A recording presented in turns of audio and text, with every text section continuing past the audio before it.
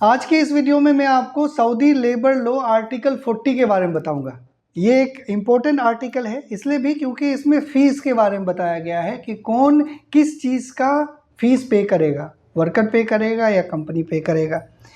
ये Saudi labour guide मेरा दूसरा चैनल है। ओके, इस चैनल का ये एक मोटिव है कि आप लोगों को सऊदी लेबर लॉ के बारे में जितना मुझे पता है वो बताऊं। वीडियो को जब भी मैं बनाता हूँ कंप्लीट देखिएगा, रेगुलर देखिएगा, क्योंकि कुछ पोर्शन अलग वीडियो में रहते हैं, कुछ पोर्शन अलग वीडियो में रहते हैं, ताकि आपको समझ में आए। अपने दोस्तों के साथ भी शेयर कीजिए ताकि उनको भी पता चले।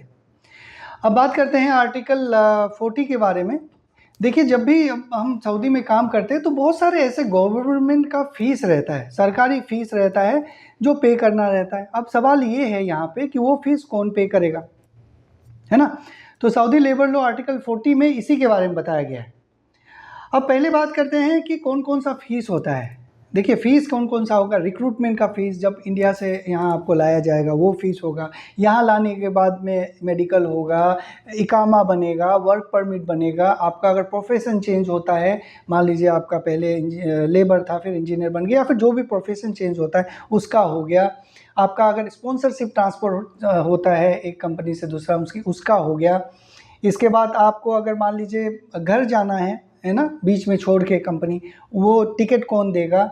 अगर मान लीजिए किसी का डेथ हो जाता है तो उसका डेड बॉडी का प्रिपरेशन कौन करेगा, कैसे, कौन कहाँ से कैसे भेजेगा, उसी के बारे में बताया गया। ओके, आर्टिकल 40 में ये क्लियरली बताया गया है कि जो भी रिक्रूटमेंट फ़ीस है वो आपका कंपनी पे करेगा।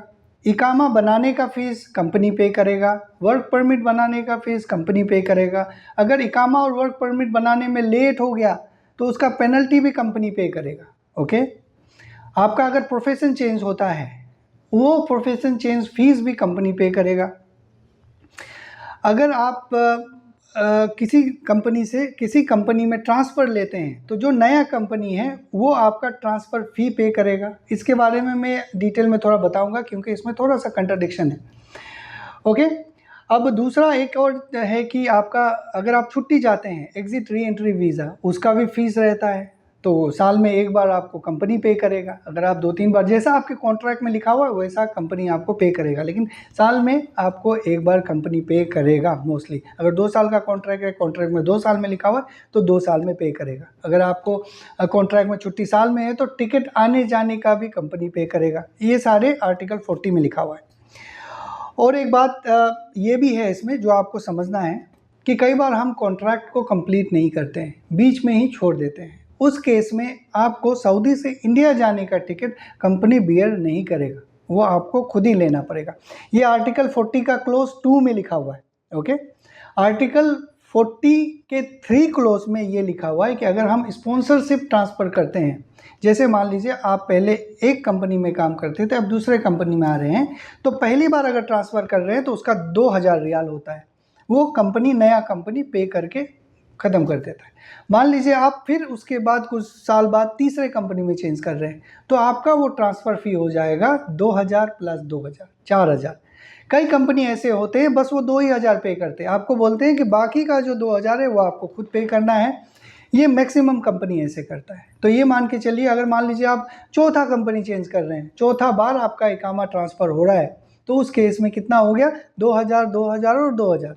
पहला 2000 कंपनी पे करेगा, बाकी के 2000 और 2000, 4000 आपको पे करना है। यहाँ लिखा नहीं हुआ है लेकिन ऐसा प्रैक्टिस चल रहा है। ओके, अब आर्टिकल 40 के 4 में ये लिखा हुआ है कि मान लीजिए अगर यहाँ पे कोई डेथ हो जाता है, किसी का मर जाता है कोई भी कारण की वजह से, तो उनका डेड बॉडी को प्रिपेयर करेगा, बाकी डॉक्यूमेंटेशन जो भी फॉर्मेलिटीज़ होता है, कॉस्ट वगैरह, वो कंपनी बियर करेगा। ओके, अगर आपका गोसी में अगर इंश्योरेंस है, कॉन्ट्रैक्ट है, तो वो कंपनी का जिम्मेदारी नहीं है, वो इंश्योरेंस कंपनी ही उसका लायबिलिटी लेगा। ओके, तो ये था आर्टिकल 40। आर्टिकल 40 मतलब कॉस्ट के बारे में बताता है कि कौन सा चीज़ का कॉस्ट कौन पेयर करेगा। दो ही पार्टी, एक वर्कर और एक कंपनी। कुछ कंपनी पे करेगा तो कुछ वर्कर पे करेगा। ओके, तो आज के इस वीडियो में इतना ही। मैं उम्मीद करता हूँ आपको समझ में आया होगा। अगर नहीं आया तो कमेंट में लिखिए, मैं उसी कमेंट के ऊपर मैं डिटेल में एक्सप्लेन करके आपको वीडियो बना के बताऊँगा। Thank you very much.